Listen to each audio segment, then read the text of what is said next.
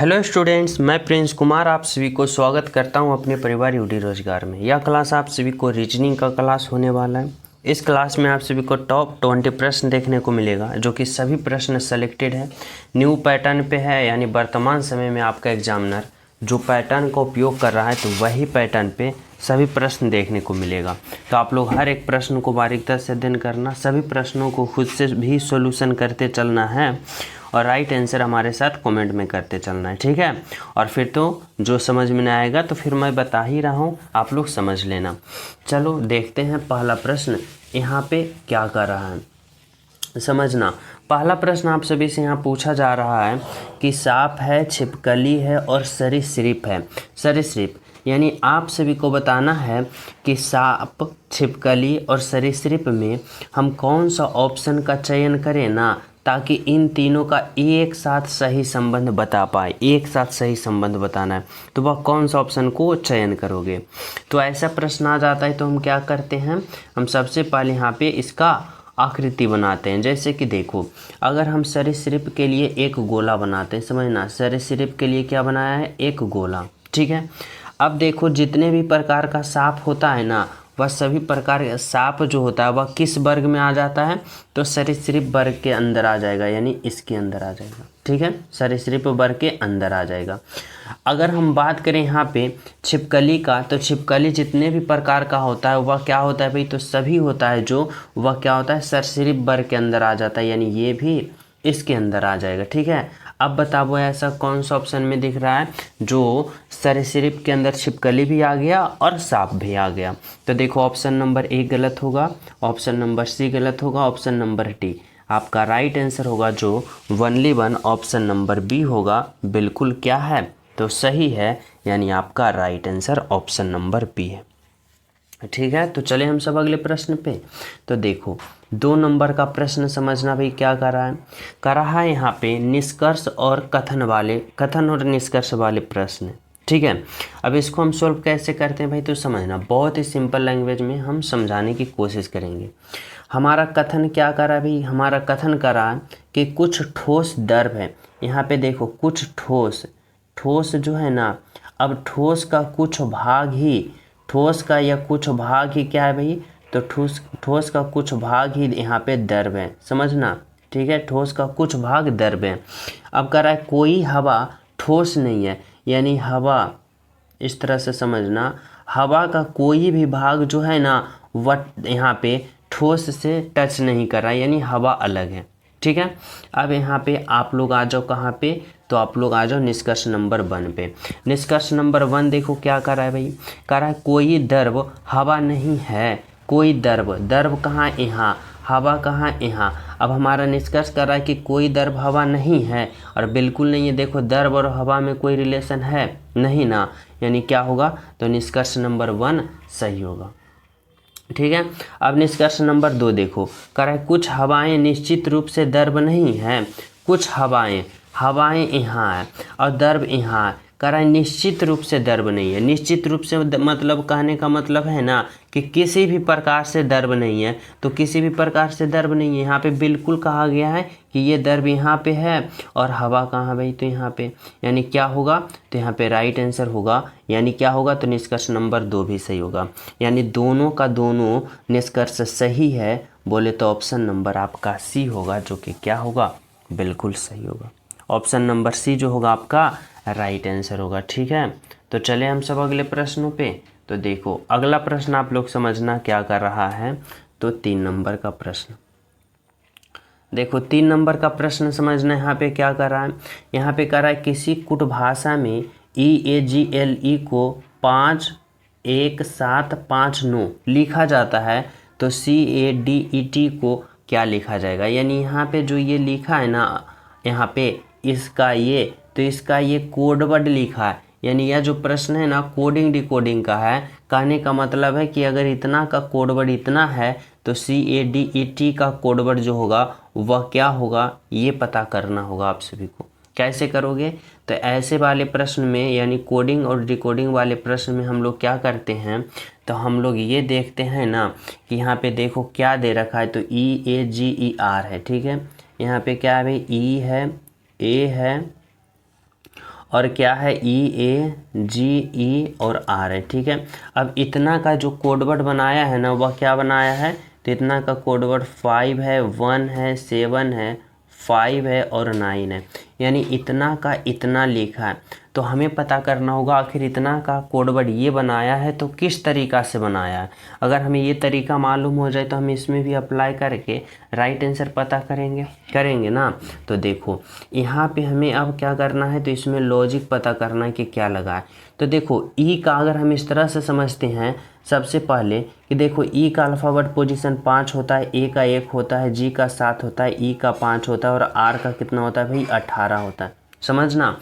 अब यहाँ पे क्या किया है ना, तो देखो यहाँ पे अगर हम बात करें कि ई का अल्फ़ाबेट पोजीशन कितना होता है 5 और यहाँ पे क्या लिखा 5 लिखा, ए का कितना होता है 1 तो यहाँ पे 1 लिखा, जी का कितना होता है 7 तो यहाँ पे 7 लिखा, ई का कितना होता है 5 तो यहाँ पे 5 लिखा और आर का 18 होता है लेकिन यहाँ पे क्या लिखा भाई 9 लिखा। यानी हमें यहाँ पे क्या करना है, तो आर का जितना भी अल्फ़ाबेट पोजीशन होता है ना उसका आधा लिख देना है और आधा लिखने के बाद हमें यहाँ पे भी ना आधा लिखने के बाद भी हमें उसका क्या लिखना है, तो उसका इकाई अंक लिखना है। जैसे कि समझो यहाँ पे हमारी बातों को इस तरह से, जैसे आर का अल्फ़ाबेट पोजीशन कितना आया 18 और जब 18 का हम आधा करेंगे तो हमें कितना प्राप्त होगा 9 प्राप्त होगा, यानी 9 प्राप्त होगा। और 9 का इकाई अंक बोले ना तो इकाई अंक 9 ही होता है। जैसे कि अगर बोले 18 का इकाई अंक क्या होता है तो 8 होता है, दहाई 2, दहाई क्या होगा तो दहाई 1 होगा। ये तो हमें क्या करना है ना कि पहले आर का अल्फ़ाबेट पोजीशन को आधा कर देना, आधा कर दिया और इसका इकाई अंक तो ये खुद ही एक ही अंक है, तो यानी एक ही अंक का आ जाएगा तो 9 आ जाएगा। ठीक है, समझ रहे हो ना, कंफ्यूज नहीं होना है।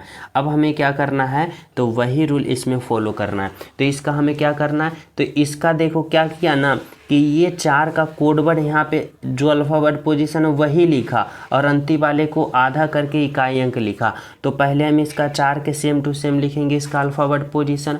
तो देखो सी का अल्फ़ाबेट पोजीशन कितना होता है भाई 3 होता है, ए का अल्फ़ाबेट पोजीशन 1 होता है, डी का अल्फ़ाबेट पोजीशन 4 होता है और ई का 5 होता है। अब हमें पता चला कि किसको लिखना है, टी का। अब टी का अल्फ़ाबेट पोजीशन कितना होता है, तो टी का 20 होता है, समझना। और 20 का जब हम आधा करेंगे तो हमें प्राप्त होगा 10 और 10 का हमें 10 पूरा नहीं लिखना है, 10 का हमें इकाई अंक लिखना है और इकाई अंक देखो यहाँ पे क्या है भी, तो 0, यहाँ पे 0 लिखेंगे। अब बताओ कि कौन सा ऐसा ऑप्शन फॉलो कर रहा है, 31450। देखो 31450 जो है ना ऑप्शन नंबर 2 में है। तो इस तरह से देखने में तो लगेगा आप सभी को कि बिल्कुल सही है। यहाँ पे सभी का अल्फ़ाबेट पोजीशन यहाँ पे लिख दिया, अब इसका हम लिख देंगे और देखोगे कि अंतिम में टी होता है और टी का 20, लेकिन 20 कहीं दिख ही ना रहा है। तो आप लोग कन्फ्यूज करोगे, या तो गलत मार दोगे या स्किप करके चल जाओगे।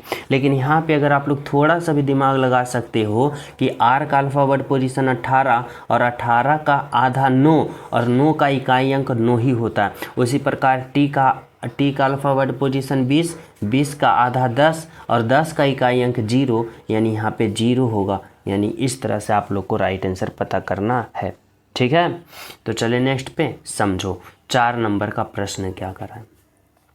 और सभी स्टूडेंट क्लास को लाइक कर देना, जितने भी प्रिय स्टूडेंट अभी क्लास को देख रहे हो, और जो न्यू हो तो चैनल सब्सक्राइब करके बेल आइकन प्रेस कर दो। अगर आप लोग के पास यह क्लास का नोटिफिकेशन पहुंचता रहेगा। जितने भी विद्यार्थी हमारे कंटिन्यू स्टूडेंट हैं उनसे पूछो कि उनका कॉन्फिडेंस क्या है, समझ रहे हो। क्योंकि अगर इस प्रकार के प्रश्न पे जब आप लोग प्रैक्टिस करोगे तो आपका कॉन्फिडेंस अलग ही लेवल तक पहुंच पाएगा, समझ रहे हो। नॉर्मल प्रश्न को सोल्यूशन करने से आपको कुछ नहीं होने वाला है जब तक आप लोग अपर लेवल प्रश्न सोल्व नहीं करना यानी सीख जाओगे और उस पर आदत डालोगे, ठीक है, तभी आप लोग का कॉन्फिडेंस बढ़ेगा।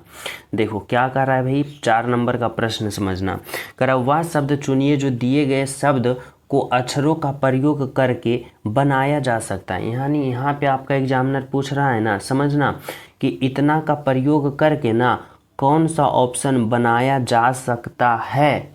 यहाँ पे देखो 2 प्रकार के ऐसे प्रश्न बन सकता है, या तो पूछ सकता है कि कौन नहीं बनाया जा सकता है और कौन बनाया जा सकता है। लेकिन इसमें आप सभी से क्या पूछ रहा है एग्जामिनर कि बनाया जा सकता है। तो हमें चेक करना पड़ेगा ऑप्शन नंबर यहाँ से सभी को। तो चलो हम ऑप्शन नंबर 1 को चेक करते हैं। क्या है यहाँ पे ऑप्शन नंबर 1 भाई, तो देखो यहाँ पे समझना अगर हम बात करें यहाँ पे क्या है तो REALITS क्या है, REALISE, देखो कहाँ है भाई, तो R है, E की बात करें E कहाँ है, तो देखो E कहीं इसमें है ही नहीं, E कहीं इसमें है ही नहीं, इसमें कहीं ओवरऑल E दिख रही है, यानी ओवरऑल कहीं ई दिख रहा है नहीं ना, यानी क्या होगा, तो ऑप्शन नंबर 1 बनाया ही नहीं जा सकता। ऑप्शन नंबर 2 भी नहीं बनाया जा सकता क्योंकि इसमें भी ई है, ठीक है। ऑप्शन नंबर देखो डी भी नहीं बनाया जा सकता क्योंकि इसमें भी ई है। तो कौन बनाया जा सकता है, तो only one option number C बनाया जा सकता है, क्योंकि 3 ऑप्शन गलत है तो एक ही ऑप्शन सही होगा, जो कि ऑप्शन नंबर क्या है, तो सी आपका राइट आंसर है, ठीक है। इस प्रकार से आप सभी को यहाँ पे हल करना है। तो चले नेक्स्ट पे देखो, 5 नंबर का प्रश्न समझना क्या करा है, चारों में से 3 किसी प्रकार से सामान्य है, अतः विषम विकल्प को चुनिए। देखो यहाँ पे करा है ना आपका एग्जामिनर की 4 ऑप्शन दिया गया है यहाँ पे, ठीक है। अब इन 4 ऑप्शन में आप लोग को 3 ऑप्शन एक समान है और एक ऑप्शन सबसे अलग है, और जो सबसे अलग ऑप्शन है वही आपका राइट आंसर है, वही आपको चयन करना होगा। कैसे करोगे समझना, देखो अगर हम बात करें कीवी का, चील का, गिद्ध का, हंस का, ये सभी का सभी क्या है, तो एक प्रकार का पक्षी है, सभी ना सभी पक्षी है, लेकिन इन पक्षी में अंतर क्या है, तो अगर हम चील की बात करें, गिद्ध की बात करें और हंस की बात करें, तो ये तीनों का तीनों पक्षी क्या है भाई, तो उड़ सकते हैं, यानी आसमान में भी उड़ सकती है, यानी ऊंचाई पर उड़ सकती है। लेकिन हम कीवी की बात करें ना, तो यह एकमात्र ऐसी पक्षी है जो क्या होता है भाई, तो ये उड़ नहीं सकती, सिर्फ दौड़ सकती है, चल सकती है, स्पीड में भाग सकती है, लेकिन उड़ नहीं सकती है। तो इसका मतलब राइट आंसर क्या होगा आपका, तो यहाँ पे कीवी होगा, क्योंकि सबसे अलग ऑप्शन कीवी है, ठीक है।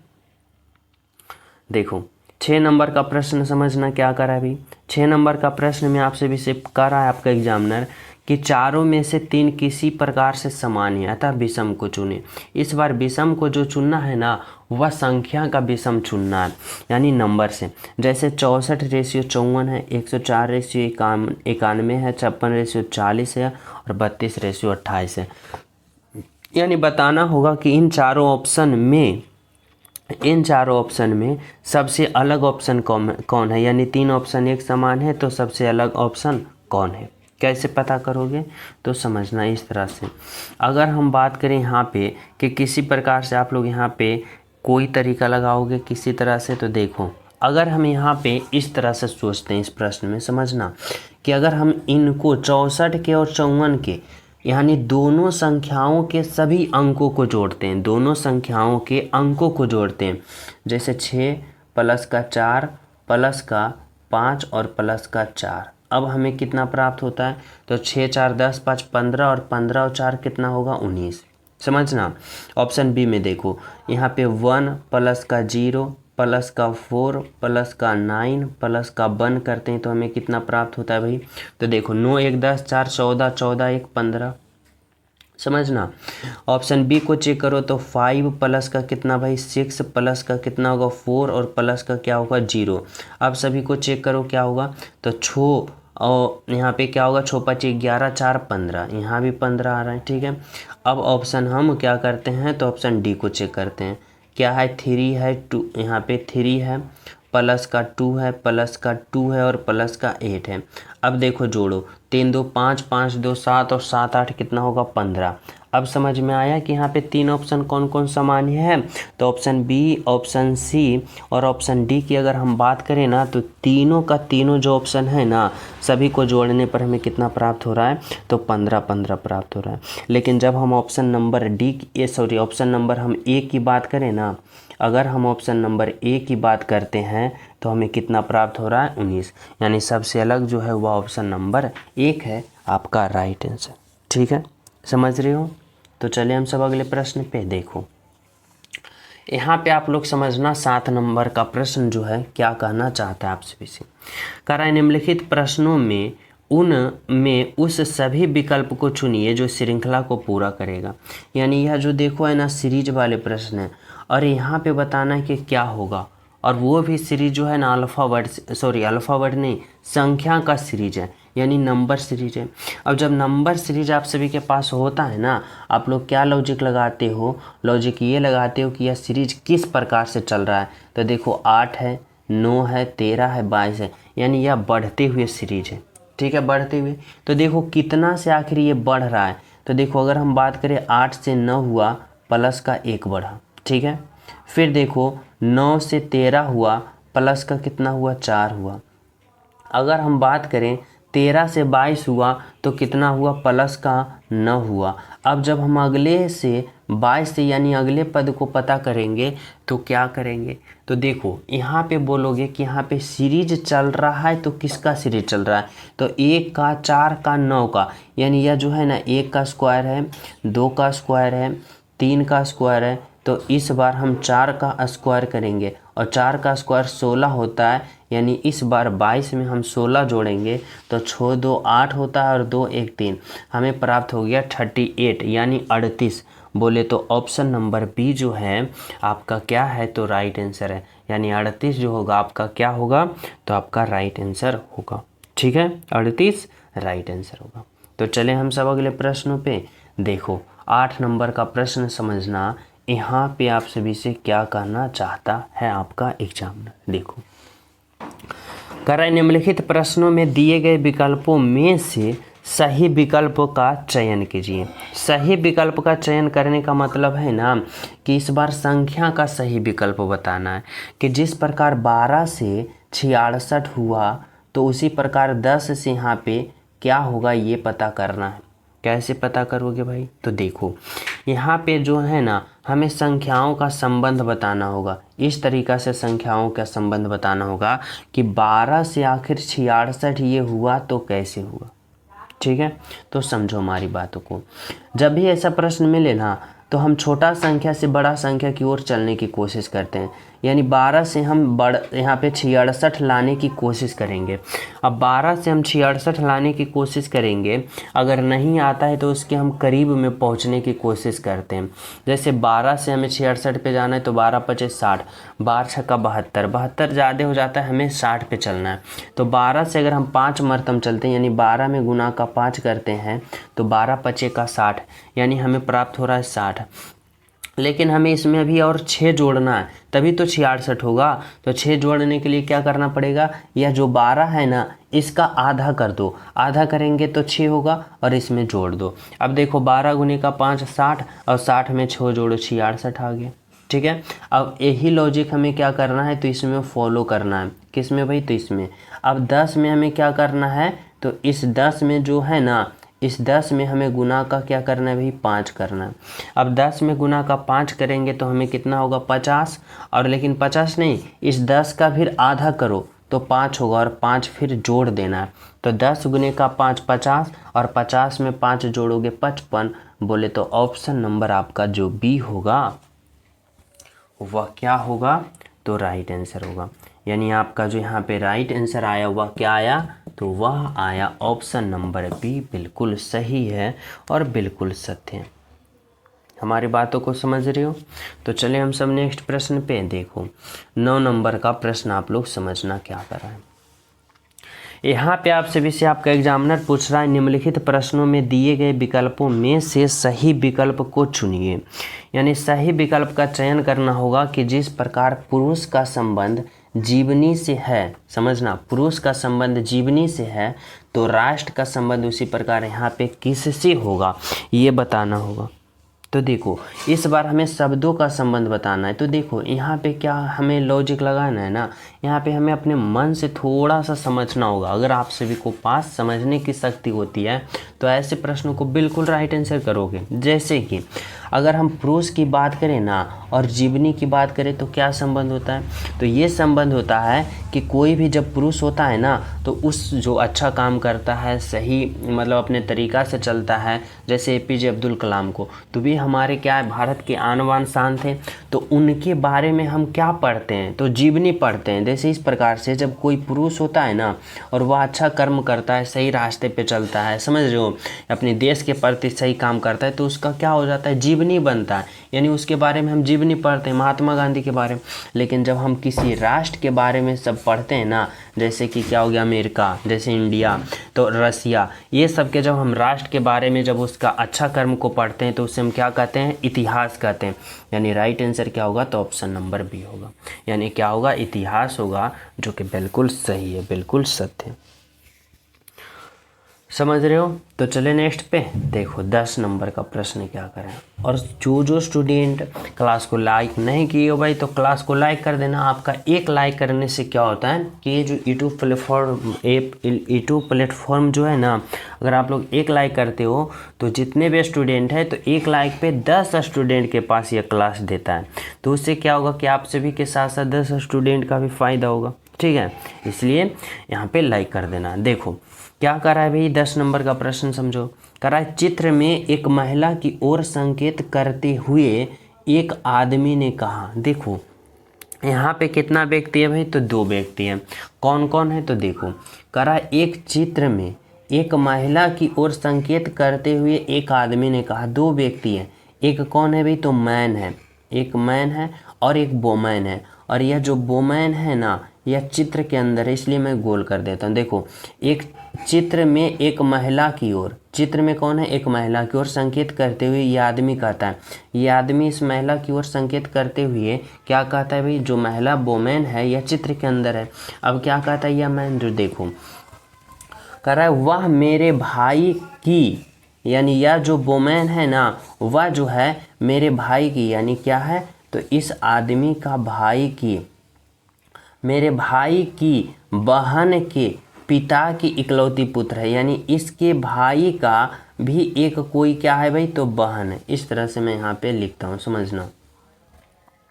यहाँ पे मैं लिखता हूँ क्या, मैन, और यहाँ पे मैं लिखता हूँ वोमैन। और वोमैन क्या है, चित्र के अंदर है, इसलिए मैं यहाँ पे उसको गोला के अंदर रखता हूँ। अब यह मैन जो है इस वोमैन के बारे में क्या कर रहा है, समझना। कर रहा है वह मेरे भाई का, यानी यह जो औरत है ना वह कौन है, तो मेरे भाई का, यानी एम के भाई का, यानी मेरे भाई की बहन के, यानी एम के भाई का भी बहन है, ठीक है। एम के भाई का बहन, यानी मेरे भाई का बहन के पिता, यानी मेरे भाई के बहन का कौन, तो पिता। और पिता की पुत्री है, यानी पिता के ये औरत जो है ना वह कौन है, तो पुत्री है। तो आप लोग इस तरह से भी समझ सकते हो कि देखो एम का भाई ये और बहन ये, यानी एम और ये तीनों कौन है, तो तीनों ये भाई बहन है, ठीक है। और जब बहन के पिता हैं तो इनका एम का भी पिता होगा, एम के भाई का भी पिता होगा और एम के बहन का भी पिता होगा, यानी तीनों का पिता ये हो गया, ठीक है। और यह जो औरत है ना इसके पिता के ये कौन है, पुत्री है, यानी इन तीनों का ये कौन है, तो ये जो पुत्री, ये जो औरत वोमेन इस चित्र के अंदर है ना वह बहन है। यानी अब आपका एग्जामिनर जो देखो क्या कर रहा है महिला का आदमी से क्या संबंध है, या आदमी जो है ना इस महिला को क्या कहेगा, तो इस आदमी जो इस महिला को क्या कहेगा, तो देखो पिता के पुत्री को क्या कहा जाता है भाई, तो पिता के पुत्री को क्या कहा जाता है, बहन कहा जाता है। यानी क्या कहेगा, तो बहन कहेगा, क्योंकि ये चारों क्या है, आपस में भाई बहन है, चारों आपस में भाई बहन, ठीक है। तो right answer option number A होगा। चले नेक्स्ट पे देखो 11 नंबर का प्रश्न समझना भी क्या कर रहा है आप लोग से। करा है किस उत्तर आकृति में प्रश्न आकृति निहित है। देखो यह प्रश्न आकृति है और यह उत्तर आकृति है। अब आप लोग को बताना है यह जो प्रश्न आकृति ना कौन सा ऑप्शन में सम्मिलित है। और यहाँ पे प्रश्न आकृति का डायग्राम कैसे भाई, तो ये लंबा है, ये ऐसे है, थोड़ा सा छोटा और इसके ऊपर ये लकीर रेखा, एक सीधी रेखा। अब बताओ कि कौन सा ऑप्शन ऐसा है। अगर हम ऑप्शन बी की बात करें गलत होगा, ऑप्शन डी भी गलत होगा। यहाँ पे आप लोग कंफ्यूज होंगे ऑप्शन नंबर सी में, बोलोगे यहाँ से देखो ये सीधी रेखा तो बिल्कुल सही है, उसके बाद नीचे आया तो बिल्कुल सही है, लेकिन यहाँ पे छोटा रेखा है लेकिन यहाँ पे बड़ा रेखा है और ऊपर में, तो इसलिए ये भी गलत होगा। एकदम सेम टू सेम बताना है कि ऐसा रेखा कौन सा ऑप्शन में सम्मिलित है। तो देखो अगर हम बात करें तो देखो यहाँ पे हमारा बी भी गलत हुआ, सी भी गलत हुआ, डी भी गलत हुआ। अब बचा यहाँ पे ये ऑप्शन नंबर ए, तो कहाँ फॉलो करा है भाई, तो देखो ये सीधी रेखा है, उसके ऊपर एक रेखा है तो रेखा है बीच में, फिर नीचे आया, फिर थोड़ा सा यहाँ पे पहुँचा और यहाँ पे पहुँचा। यानी आपका राइट आंसर ऑप्शन नंबर क्या निकल के आया, तो ए निकल के आया, जो कि क्या है तो बिल्कुल सही है, बिल्कुल सत्य है, ऑप्शन नंबर ए। देखो 12 नंबर का प्रश्न समझना भी क्या कर रहा है आपसे भी सेम कर रहा है। दर्पण प्रतिबिंब को चुनिए जो नीचे दर्शाए गए अनुसार दर्पण को MN पर रखने पर बनेगा। यानी देखो यहाँ पे आपका एग्जामिनर जो है ना वह कह रहा है कि अगर यहाँ पे जितना भी अल्फ़ा वर्ड और संख्या है, अगर यहाँ पे अगर हम m और n क्या लगाते हैं, तो m और n दर्पण लगाते हैं, तो इसका प्रतिबिंब जो दर्पण में बनेगा कैसा बनेगा। और मिरर इमेज कैसा होता है भाई, तो दाएं वाला बाएं में चला जाता है, यानी उलट पुलट जाता है। समझ रहे हो ना। तो देखो यहाँ पे हम क्या समझेंगे, यहाँ पे हम ऐसे समझेंगे, यहाँ पे हम ऐसे समझेंगे कि देखो जो पहले f है ना वह अंत में आ जाएगा, फिर d यहाँ है तो यहाँ पे आ जाएगा, w यहाँ पे आ जाएगा, यानी दाएं जो है बाएं में चला जाएगा और m जो यहाँ पे है अंत में चला जाएगा। ठीक है, तो देखो जब यहाँ पे इस तरह से समझो, ऑप्शन को पहले काटना सीखो। देखो m जो यहाँ पे है ना वह m यहाँ पे चला जाएगा और यहाँ पे भी चला जाएगा, तो कैसे जाएगा, उलट जाएगा, यानी यहाँ पे इस तरह से उलट जाएगा, ऊपर नहीं दाएं से बाएं चला जाएगा। यानी इसका देखो यहाँ पे स्टार्टिंग पॉइंट ऐसे होता है, तो यहाँ पे जो होगा ना वह ऐसे हो जाएगा, इस तरह से आ जाएगा।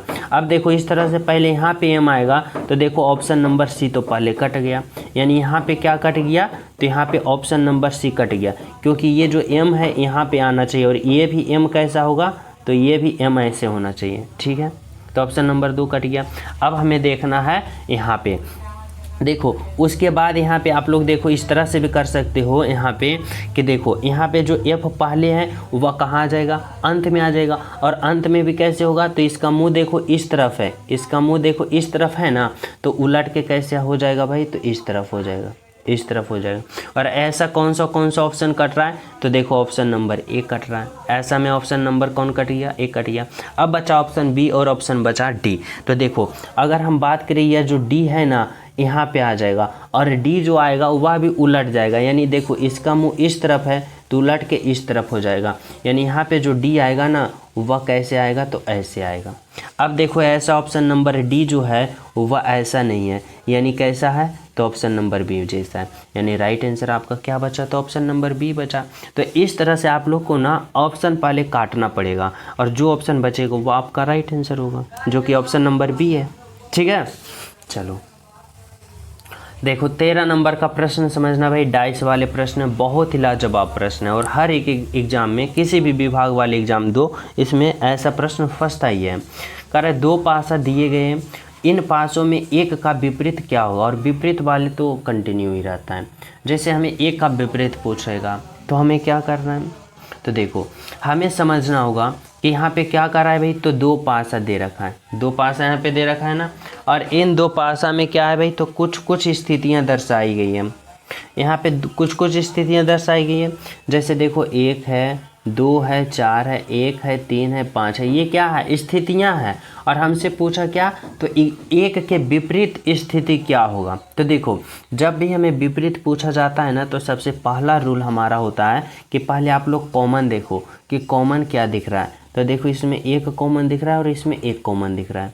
ठीक है, अब हमें क्या करना है कि जब 2 पासा में एक स्थिति कॉमन दिखता है ना, तो हम लोग क्या करते हैं, तो घड़ी की दिशा में क्लॉकवाइज चलते हैं, यानी 1 से चलेंगे घड़ी की दिशा में क्लॉकवाइज तो पहुंचेंगे 2 पे, और इस 1 के घड़ी की दिशा में चलेंगे तो यहाँ क्लॉकवाइज तो पहुंचेंगे 3 पे। ठीक है, अब देखो पासा 1 में चले थे कहाँ से भाई, 1 से, फिर पहुँचे 4 पे, उसके बाद कहाँ पहुँचे 2 पे।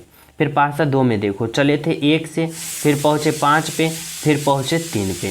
अब हमें कहने का यहाँ पे मतलब है ना कि 2 का विपरीत 3 और 3 का 2, 4 का विपरीत 5, 5 का 4।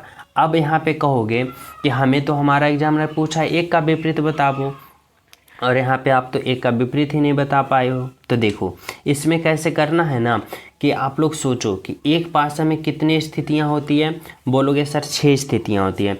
जैसे 1 होता है, 2 होता है, 3 होता है, 4 होता है और 5 होता है, 6 होता है। 6 स्थिति से ज़्यादा किसी पासे में देखो 7, 8, 9, 10, 12, 15, 20, 25 नहीं ना देखो, यानी 6 तक ही देखो। अब आप लोग यहाँ पे थोड़ा सा अपने दिमाग को प्रयोग करो कि आप लोग ने 2 का प्रयोग किया हो, 3 का, 4 का, 5 का, 1 का, तो किसका प्रयोग नहीं कर रहे हो, बोलोगे यहाँ पे कि हम 6 का प्रयोग नहीं किए, यानी 1 का विपरीत 6 होगा और 6 का विपरीत 1 होगा। और आपका एग्जामिनर पूछ रहा है कि 1 का विपरीत फलक क्या होगा, तो विपरीत फलक 6 होगा आपका राइट आंसर। यानी 1 का विपरीत यहाँ से क्या निकल के आया, तो 6 निकल के आया, जो कि क्या है, तो आपका राइट आंसर है। ठीक है, तो चले नेक्स्ट पे देखो 14 नंबर का प्रश्न समझना क्या करा है भाई। कह रहा है कुछ व्यक्तियां किसी पंक्ति में अर्जुन बाएं से 7वें स्थान पर है। यदि पंक्ति में टोटल 15 व्यक्ति हैं तो दाएं से अर्जुन का स्थान क्या होगा। देखो जब भी ऐसा प्रश्न आ जाए ना तो हमें क्या करना है, तो हमें कौन सा ट्रिक अप्लाई करना है ये माइंड में सबसे पहले आ जाना चाहिए। तो टोटल व्यक्ति बराबर आ जाना चाहिए। देखो कह रहा है ना कि कुछ पंक्ति है, मान लो ये पंक्ति है, ठीक है। अब कह रहा है ना कि पंक्ति में अर्जुन बाएं से 7वां स्थान है, बाएं से जो है ना 7वां स्थान पे अर्जुन है, और टोटल इस पंक्ति में कितना व्यक्ति है भाई, तो 15वां व्यक्ति है। तो यहाँ से दाएं से जो होगा ना, दाएं से अर्जुन का जो स्थान है वह कितना होगा। तो इसको हम शॉर्ट ट्रिक में कैसे हल करते हैं, तो देखो हम सिंपल सा ट्रिक लगाते हैं यहाँ पे कि टोटल स्टूडेंट बराबर क्या होता है, यानी कुल व्यक्ति बराबर क्या होता है, तो लेफ्ट प्लस राइट, यानी क्या हो जाता है, तो यहाँ पे दाएं प्लस का बाएं, लेफ्ट प्लस का राइट करते हैं और माइनस का 1 करते हैं, समझना, टोटल स्टूडेंट बराबर, ठीक है। अब देखो अब हमें जो कहेगा वो निकाल देंगे। देखो टोटल स्टूडेंट यानी कुल व्यक्ति कितना है भाई, तो 15 है, समझना। और लेफ्ट से क्या हो रहा है भाई, तो यहाँ पे बाएं से कितना हो रहा है, तो 7वां व्यक्ति है। दाएं से हमें को पता करना है, यानी राइट वाले पता करना है, और माइनस का 1 हो जाएगा, ठीक है। अब देखो यह जो माइनस इधर 1 में है तो उधर जाएगा प्लस में, यानी 15 प्लस का 1 16 हो जाएगा। और यह 7 जो देखो यहाँ प्लस में है माइनस में आ जाएगा, ठीक है। अब हमें क्या प्राप्त हो जाएगा, राइट। अब यहाँ पे 16 में 7 घटाओगे 11, यहाँ पे कितना हो जाएगा, तो 16 में 7 घटाओगे 9 हो जाएगा। अब यानी राइट साइड से कितना है भाई, तो राइट साइड से जो अर्जुन का यहाँ पे स्थान है, यानी दाएं से अर्जुन का स्थान कितना होगा, तो 9 होगा, यानी ऑप्शन नंबर बी जो होगा आपका राइट आंसर होगा। कितना होगा भाई, तो 9वां स्थान होगा, ठीक है। चले नेक्स्ट पे देखो 15 नंबर का प्रश्न समझना, बहुत ही इंपॉर्टेंट और लाजवाब प्रश्न है। और यह प्रश्न क्या है भाई, तो यह प्रश्न जो है ना आकृति वाले, यानी काउंट ऑफ ट्रायंगल, हमसे यहाँ पे पूछ रहा है कि नीचे दी गई आकृति में कितने त्रिभुज है, यानी इस आकृति में हमें काउंट करना है कि त्रिभुजों की संख्या जो है वह कितनी है। बहुत इंपॉर्टेंट प्रश्न है। देखो सबसे पहले आप लोग कुछ पॉइंट ऐसे समझो, सिंपल सा मैं समझाता हूँ, तब आप लोग को सोल्व कर पाओगे। जैसे देखो ये त्रिभुज है, अगर आप सभी को त्रिभुज के अंदर त्रिभुज काउंट करना है, ऐसे स्थिति में कितनों भी त्रिभुज के अंदर त्रिभुज दे दे, इस स्थिति में तो आप लोग कौन सा लॉजिक अप्लाई करते हो। देखो सिंपल लॉजिक अप्लाई करना कि जब भी अगर हमें त्रिभुज का अंदर त्रिभुज काउंट करने के लिए बोला जाता है ना, जैसे ऐसे हो, बहुत सारे इसमें बन सकता है, तो क्या करना है, तो सबसे पहले आप लोग छोटे छोटे त्रिभुज को काउंट करो, 1 त्रिभुज, 2 त्रिभुज, 3 त्रिभुज, 4 त्रिभुज, ऐसे कियो। उसके बाद आप लोग क्या करो, तो 1 प्लस का 2 प्लस का 3 और प्लस का 4 करो। अब आप लोग सभी को जोड़ो, तो 4 3 7, 7 और 2 9 और 9 1 10, यानी इस आकृति में ओवरऑल त्रिभुजों की संख्या कितना है, तो 10 है। ये ट्रिक फॉलो होता है जब त्रिभुज के अंदर त्रिभुज काउंट करना है, ठीक है। तो देखो अगर हम बात करें यहाँ पे, देखो यहाँ पे इस तरह से, यहाँ पे भी हमें त्रिभुज के अंदर त्रिभुज काउंट करने के लिए कर रहा है। तो देखो अगर हम बात करें यहाँ पे 1 त्रिभुज, 2 त्रिभुज और 3 त्रिभुज, अब इसको जोड़ो, तो यहाँ पे देखो 1 प्लस का 2 प्लस का 3, अब जब सभी को जोड़ोगे कितना होगा, 3 2 5 और 5 1 6, यानी 6 त्रिभुज। देखो इतना के अंदर 6 त्रिभुज आप सभी को मिल गया, ठीक है। अब देखो इसके सेम टू सेम जस्ट नीचे आओगे ना, तो ऐसा ही आकृति मिलेगा। देखो कैसा आकृति, तो यहाँ पे ये वाला आकृति देखो, जैसे यहाँ पे आप लोग ने काउंट किया कि इसके अंदर कितना ओवरऑल त्रिभुज 6 त्रिभुज है। अब देखो इसके सेम टू सेम नीचे आ जाओ, जैसे ऐसे आ जाओ ऐसे, और यहाँ पे भी 1 रेखा 2 रेखा, तो यहाँ भी काउंट करोगे 1 2 3, यानी यहाँ पे भी बड़ा वाले त्रिभुज में 1 प्लस का 2 3 और 3 6, यानी यहाँ पे भी आप सभी को कितना त्रिभुज मिला भाई, तो यहाँ पे भी आप सभी को 6 त्रिभुज मिला, यानी 6 त्रिभुज और मिला। कैसे, तो 6 त्रिभुज यहाँ से मिला और 6 त्रिभुज यहाँ से मिला, ठीक है, क्योंकि यहाँ भी ऐसे बन रहा है, तो 6 त्रिभुज ऊपर 6 त्रिभुज नीचे। यहाँ तक तो सभी समझ गए हो ना। अब देखो कहीं और त्रिभुज दिख रहा है, बोलोगे अभी तो त्रिभुज का भंडारा लगा है, किधर, तो देखो इधर, यानी 1 त्रिभुज इधर हुआ ऐसे, 1 त्रिभुज यहाँ हुआ 2 त्रिभुज, और 1 त्रिभुज यहाँ पे हुआ 3 त्रिभुज, समझ रहे हो, 3 त्रिभुज यहाँ पे हुआ, यानी 3 त्रिभुज यहाँ पे और जोड़ दो, यहाँ पे क्या हुआ, तो यहाँ पे 3 त्रिभुज और जोड़ दो, 3 त्रिभुज और हुआ। अब आप लोग यहाँ पे काउंट कर लो, सभी को जोड़ो, देखो 6 6 12 और 12 3 15, यानी इस आकृति में ओवरऑल त्रिभुजों की संख्या कितना है, तो 15 है। बोले तो ऑप्शन नंबर 4 है आपका राइट आंसर। कितना है, 15 है। ठीक है, कमेंट में ज़रूर बताना कि आप लोग का यह क्लास कैसा लगा। ठीक है, देखो 16 नंबर का प्रश्न जरूर समझना। देखो क्या कर रहा है भाई, कह रहा है किसी की निश्चित कोड भाषा में यहाँ पे प्लस माइनस को प्लस कहा जाता है, यानी घटाव को जोड़ कहा जाता है, जोड़ को गुना, गुना को भाग और भाग को घटाव। तो आप सभी को इतना का मान पता करना है कि क्या होगा। ठीक है, कैसे करेंगे समझना। यहाँ पे क्या है भाई, तो 20 है। देखो जोड़, जोड़ का अर्थ क्या है भाई, तो जोड़ का अर्थ गुना है, तो गुना दो, यहाँ पे 6 होगा। फिर देखो गुना, गुना का अर्थ भाग है, तो यहाँ पे आप लोग भाग दो, फिर क्या होगा 5। फिर देखो भाग, भाग का अर्थ घटाव दो, आप लोग यहाँ पे 20 होगा। अब फिर देखो क्या है भाई, तो यहाँ पे घटाव है, अब घटाव का क्या करा है, घटाव का जोड़ है, तो यहाँ पे आप लोग जोड़ दो। अब आप लोग क्या करो, तो इसका हल करो।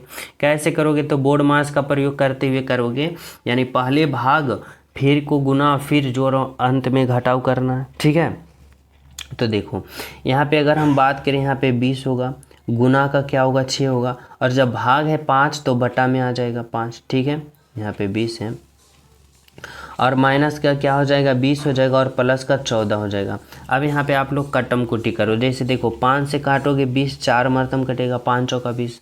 अब गुना करना है, तो 6 गुने का 4, 6 चौका 24, माइनस का 20, और प्लस का क्या होगा भाई, तो प्लस का 14 होगा।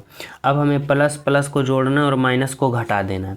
तो देखो 24 और यहाँ पे 14 को जोड़ोगे कितना आएगा, तो 24 और 14 यहाँ पे कितना होगा, तो 38, और 38 में इस 20 को घटा दोगे तो आप सभी को कितना प्राप्त होगा, 18। और 18 जो देखो कौन सा ऑप्शन में है, तो ऑप्शन नंबर 3 में।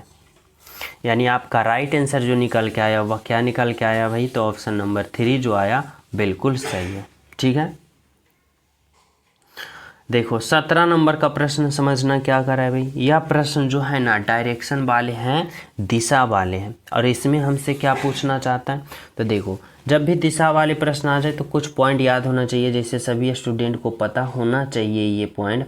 ऊपर की ओर उत्तर, नीचे की ओर दक्षिण, इस तरफ को पूरब और इस तरफ को हम लोग पश्चिम कहते हैं। ठीक है, अब हमारा एग्जामिनर क्या कर रहा है जो समझो। कर रहा है राहुल दक्षिण दिशा की ओर 30 मीटर चलता है। यहाँ पे राहुल को मैं यहाँ पे रखता हूँ। ठीक है, राहुल यहाँ है, और यहाँ से कहाँ चला भाई, तो दक्षिण दिशा, और दक्षिण दिशा कितना चला, तो यहाँ पे दक्षिण दिशा यानी नीचे की ओर कितना चला, तो 30 मीटर चला, नीचे की ओर 30 मीटर चला। कह रहा है फिर दाएँ मुड़कर 30 मीटर चला। यहाँ जब आए ना तो यहाँ से दाएँ मुड़ेगा। अब दाएँ मुड़ेगा तो यहाँ पे क्या कर रहा है, दाएं मुड़ा।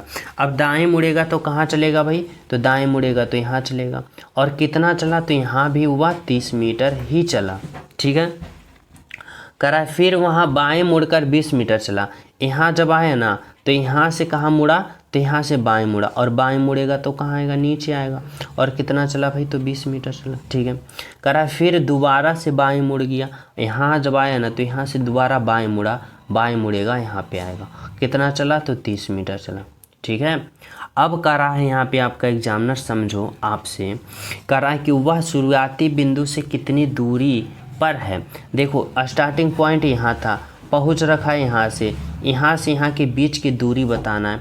तो देखो जब यहाँ पे ये 30 है और ये 20 है, तो ये भी क्या होना चाहिए, तो ये भी 20 होना चाहिए, ये भी क्या होना चाहिए 20, और टोटल के जब जोड़ोगे तो 30 और 20 कितना होगा, 50। यानी ओवरऑल कितना दूरी पे है भाई, तो 50 मीटर की दूरी पे। राइट आंसर जो होगा आपका ऑप्शन नंबर 1 होगा, बिल्कुल सही, बिल्कुल सही। ठीक है, तो चले हम सब नेक्स्ट पे। देखो 18 नंबर का प्रश्न समझना क्या कर रहा है। 18 नंबर का जो प्रश्न है कोडिंग डिकोडिंग वाले हैं, इसमें आप सभी से क्या कर रहा है भाई, करा यदि CAB बराबर 6, BED बराबर 40, तो HAD बराबर क्या होगा। देखो समझना, यहाँ पे कोडिंग डिकोडिंग दिया गया है और हमसे पूछ रहा है क्या भाई, तो देखो अगर हम बात करें यहाँ पे इस तरह से इसका अल्फ़ाबेट पोजीशन को, तो देखो कैसे समझेंगे। यहाँ पे हमसे कह रहा है ना कि CAB बराबर कितना लिखा 6, देखो सी है, ए है और बी बराबर। अब इतना बराबर क्या लिखा, 6 लिखा। फिर देखो क्या है, बी ई डी बराबर, यहाँ पे क्या है, बी है, ई है और डी है, और बी ई डी बराबर 40 लिखा। तो एच ए डी बराबर क्या होगा, जो आप सभी को बताना है। ठीक है, अब हम यहाँ पे कैसे यहाँ पे लॉजिक लगा सकते हैं, तो देखो अगर हम बात करें इस तरह से समझना कि बी का अल्फ़ाबेट पोजीशन 2 होता है, ई का 5 होता है और डी का 4 होता है। अब इतना से हमें 40 लाना है तो कैसे करेंगे। ठीक है, तो देखो अगर हम बात करें इस तरह से समझते हैं, किस तरह से, यहाँ पे 4 है, किस तरह से समझते हैं भाई कि इतना से हमें 40 लाना है तो कैसे करेंगे। तो देखो अगर हम बात करें कि b का 2 है, e का 5, d का 4, अब 40 लाना है, तो यहाँ पे अगर हम 5 गुने का 4 करते हैं तो 5 चौका 20 होता है, और 20 में गुना का 2 करते हैं तो 20 दूना का 40। देखो यहाँ पे क्या आ रहा है, 40 आ रहा है। यानी हमें यहाँ पे क्या करना पड़ा ना कि सभी के अल्फ़ाबेट पोजीशन को आपस में गुना किए, 40 आया। उसी प्रकार देखो बी, यहाँ पे सी का अल्फ़ाबेट पोजीशन, सी का कितना होता है भाई, तो सी का 3 होता है, ए का 1 होता है और बी का 2 होता है। अब हमें 6 लाना है तो इसके सभी अल्फ़ाबेट पोजीशन को हमें गुना करना पड़ेगा। 3 दूना का 6 और 6 एकम का 6। देखो यहाँ पे 6 आया ना, बोलोगे बिल्कुल आया। अब क्या करना है, एच ए डी को बिल्कुल ही हमें इसका अल्फ़ाबेट पोजीशन को गुना कर देना है। तो देखो यहाँ पे समझना, एच का अल्फ़ाबेट पोजीशन 8 होता है, गुने का एच का 8 होता है ना। फिर देखो ए का अल्फ़ाबेट पोजीशन क्या होता है, 1 होता है, फिर गुने का, और डी का अल्फ़ाबेट पोजीशन कितना होता है, 4 होता है। अब आप लोग क्या करो, तो इसे हल करो। तो 8 एकम 8, 8 गुने का 4 कितना होता है, तो 32 होता है। अब बताओ 32 कौन सा ऑप्शन में है भाई, तो ऑप्शन नंबर 3 में है। यानी आपका राइट आंसर यहाँ पे क्या निकल के आया, तो ऑप्शन नंबर 3 आया, जो कि क्या है, बिल्कुल सही है। ठीक है, चले नेक्स्ट पे। देखो 18 नंबर का प्रश्न समझना यहाँ पे क्या कर रहा है। यहाँ पे आप सभी को 19 नंबर का, 19 नंबर में कर रहा है, निम्नलिखित को काल कर्म के अनुसार व्यवस्थित करें। यहाँ पे देखो राष्ट्रपति का यहाँ पे कार्यकाल के अनुसार सीरीज में बैठाना है, यानी बताना है कि सबसे पहले कौन से थे राष्ट्रपति हमारे, उसके बाद कौन आए, उसके बाद। तो देखो अगर हम सबसे पहले की बात करें ना, तो सभी विद्यार्थी को पता होगा कि भारत के प्रथम राष्ट्रपति कौन थे भाई, तो डॉक्टर राजेंद्र प्रसाद। यानी पहले कौन आएंगे, तो 2 नंबर। ठीक है, डॉक्टर राजेंद्र प्रसाद के बाद कौन हमारे यहाँ पे बने भाई राष्ट्रपति, तो उसके बाद बने डॉक्टर एम.एस. राधाकृष्ण, यानी ए.एस. राधाकृष्ण होगा, यानी 1 नंबर आए। ठीक है, एस राधाकृष्णन के बाद कौन सा हमारे भाई राष्ट्रपति बने, तो उसके बाद बने ना बीबी गिरी। कौन बने, बीबी गिरी, यानी 4 नंबर। बीबी गिरी के बाद कौन बने थे भाई, तो बीबी गिरी के बाद ज्ञानी जैल सिंह बने थे, यानी 3 नंबर। और ज्ञानी जैल सिंह के बाद कौन बने थे, तो हमारे प्रिय APJ अब्दुल कलाम बने थे, यानी 5 नंबर। ठीक है, अब बताओ कि कौन सा ऑप्शन ऐसा फॉलो कर रहा है भाई, 21435। 21435 जो देखो ऑप्शन नंबर 3 फॉलो कर रहा है, आपका राइट आंसर है। ठीक है, समझ रहे हो ना। चलो देखो 20 नंबर का प्रश्न समझना क्या कर रहा है। शिक्षक है, विद्यार्थी है, विद्यालय है, संबंध बताना। और यह प्रश्न मैं आप सभी को होमवर्क के रूप में देना चाहता हूं, यानी सभी विद्यार्थी इस प्रश्न का राइट आंसर कमेंट में बताना कि कौन सा ऑप्शन होगा, शिक्षक, विद्यार्थी और विद्यालय, कौन सा ऑप्शन चयन करोगे, ताकि तीनों का एक साथ सही संबंध बता पाएँ। ठीक है, और जो स्टूडेंट क्लास को लाइक नहीं किए वो लाइक कर देना, ज़्यादा से ज़्यादा शेयर करना, जो न्यू हो चैनल सब्सक्राइब करके बेल आइकन प्रेस कर देना, और अंत में प्यारा सा कमेंट जरूर करना इस क्लास के बारे में। ठीक है, मिलते हैं अगले क्लास में, जब तक सभी को हमारे तरफ से जय हिंद।